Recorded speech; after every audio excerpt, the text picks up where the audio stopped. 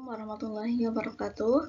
Perkenalkan, nama saya Surya Nabila, NIM 19107030006.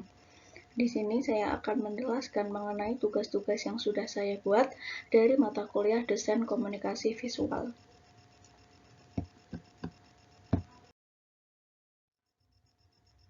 Yang pertama ada gambaran umum di kafe. Pengertian dari desain komunikasi visual ini yaitu desain komunikasi visual adalah profesi yang mengkaji dan mempelajari desain dengan berbagai pendekatan, baik hal yang menyangkut komunikasi, media, citra, tanda, maupun nilai, menurut Agus Sahri. Nah, desain komunikasi visual ini dapat dipahami sebagai ilmu yang bertujuan mempelajari konsep-konsep komunikasi, serta ungkapan kreatif melalui berbagai media untuk menyampaikan pesan dan gagasan secara visual dengan mengelola elemen-elemen grafis yang berupa bentuk dan gambar, tatanan huruf, serta komposisi warna selain layout. Nah, dengan demikian, gagasan itu bisa diterima oleh orang atau kelompok yang menjadi sasaran penerima pesan. Oleh karena itu, fokus dari desain komunikasi visual ini ialah kata komunikasinya. Kemudian ada ruang lingkup di kafe. Yang pertama ada advertising atau periklanan, kemudian ada animasi, ada desain identitas usaha, yang keempat ada desain marka lingkungan, kelima ada multimedia, keenam desain grafis industri, desain grafis media, cergam, dan yang terakhir ada fotografi, tipografi, dan ilustrasi. Nah, kemudian selanjutnya ada fungsi dari desain komunikasi visual. Yang pertama ada desain komunikasi visual sebagai sarana identifikasi. Ini menjelaskan tentang siapa, apa, asal, kualitas, dan mudah dikenali bagi produsen maupun konsumennya. Yang kedua, desain komunikasi visual sebagai sarana informasi dan instruksi. Nah, fungsi ini menunjukkan hubungan antara suatu hal dengan hal lain dalam petunjuk, arah, posisi, dan juga skala. Yang terakhir ada desain komunikasi visual sebagai sarana presentasi. Nah, fungsi ini menyampaikan pesan, mendapatkan perhatian masyarakat yang melihat, dan tentunya membuat pesan tersebut dapat diingat. Kemudian ada tugas yang pertama, yaitu penggunaan tipografi dalam brand. Laszlo Mohali berpendapat bahwa tipografi itu adalah alat komunikasi. Nah, maka dari itu tipografi harus bisa berkomunikasi dengan bentuk yang paling kuat, jelas, dan terbaca. Eksekusi terdapat desain tipografi dalam rancangan grafis pada aspek legibility akan mencapai hasil yang baik bila melalui proses investigasi terhadap makna naskah. Nah, alasan-alasan kenapa naskah harus dibaca serta siapa yang membacanya.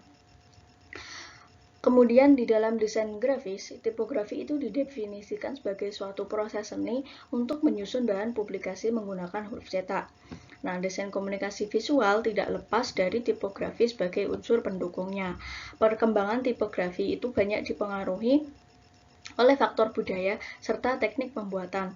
Karakter tipografi yang ditimbulkan dari bentuk hurufnya bisa dipersepsikan secara berbeda. Ini lampiran tugas yang saya buat. Saya pertama menggunakan Spotify, kemudian ada Coca-Cola. Spotify ini menggunakan font Gotham yang merupakan font sans serif aliran geometris yang diciptakan oleh Tobias Jones pada tahun 2000.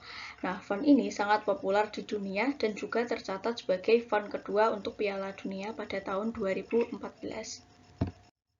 Kemudian tugas yang kedua yaitu penggunaan color palette dalam logo. Teori yang saya gunakan adalah warna merupakan elemen grafis yang paling kuat dan provokatif karena warna dapat berperan dalam aspek kehidupan manusia. Warna mampu berbicara sebagai warna itu sendiri, warna sebagai representasi alam, warna sebagai lambang atau simbol, dan warna sebagai ekspresi. Ini adalah tugas yang saya buat. Yang pertama ada Spotify, yang kedua ada Joox, tiga ada TikTok, ada Anchor, ada LinkedIn, kemudian ada McD, ada PayPal, ada Uniqlo, ada YouTube, dan yang terakhir ada Tinder. Nah, tugas yang ketiga adalah membuat font. Teori yang saya gunakan, Font adalah sebuah rupa huruf yang memiliki ukuran, berat, dan gaya tertentu. Istilah ini terutama dipakai di dalam percetakan tradisional yang menggunakan metal. Dalam dunia modern, font seringkali identik dengan rupa huruf, walaupun keduanya belum tentu memiliki makna yang sama. Lampiran tugas yang saya buat, saya menggunakan font ini karena memiliki desain yang agak lebar dan cocok digunakan sebagai header dalam sebuah desain. Saya membuat font ini menggunakan website Calligraph. Kemudian tugas yang keempat adalah menganalisis film dokumenter yang berjudul Design is a Future Film. Ini lampiran tugas yang saya buat. Sekilas tentang film ini itu merupakan hasil dari edisi terakhir Design is a Future Congress Festival yang diadakan di Disney Barcelona dari 6 hingga 8 Juni selama pekan desain Barcelona. Nah, banyak sekali kuotes-kuotes yang disampaikan yang berhubungan dengan film tersebut. Ini lampiran tugas saya. Kemudian ada tugas yang kelima, yaitu membuat ilustrasi. Teori yang saya gunakan, ilustrasi merupakan hasil visualisasi dari suatu tulisan dengan teknik gambar, lukisan, fotografi, atau teknik seni rupa lainnya, yang lebih menekankan hubungan subjek dengan tulisan yang dimaksud daripada bentuk.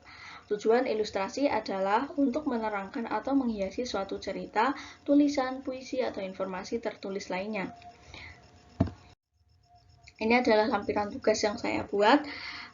Ilustrasi yang saya buat itu memiliki makna bahwa seorang perempuan yang sedang mengalami insomnia atau kesulitan tidur karena mengidap overthinking yang memikirkan sesuatu secara berlebihan. Nah, perempuan tersebut mengalami insomnia karena biasanya tidur dalam keadaan gelisah dan merasa belum puas tidur, terbangun pada dini hari. Nah, pada usia berapapun merupakan pertanda dari depresi. Orang yang tidurnya terganggu dapat mengalami irama tidur yang berbalik karena mereka tertidur bukan pada waktunya tidur dan bangun pada saatnya tidur. Kemudian ada tugas yang terakhir, yaitu membuat perspektif desain. Teori yang saya gunakan, retorika visual, itu merupakan cabang dari studi retoris yang berkaitan dengan penggunaan gambar yang persuasif, baik sendiri atau di perusahaan kata-kata.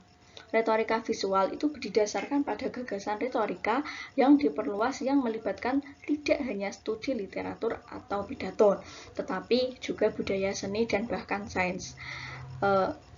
Teori ini disampaikan oleh Kenny dan Scott dalam Citra Persuasif tahun 2003. Baik, terima kasih. Cukup itu yang bisa saya sampaikan. Kurang lebihnya mohon maaf. Assalamualaikum warahmatullahi wabarakatuh.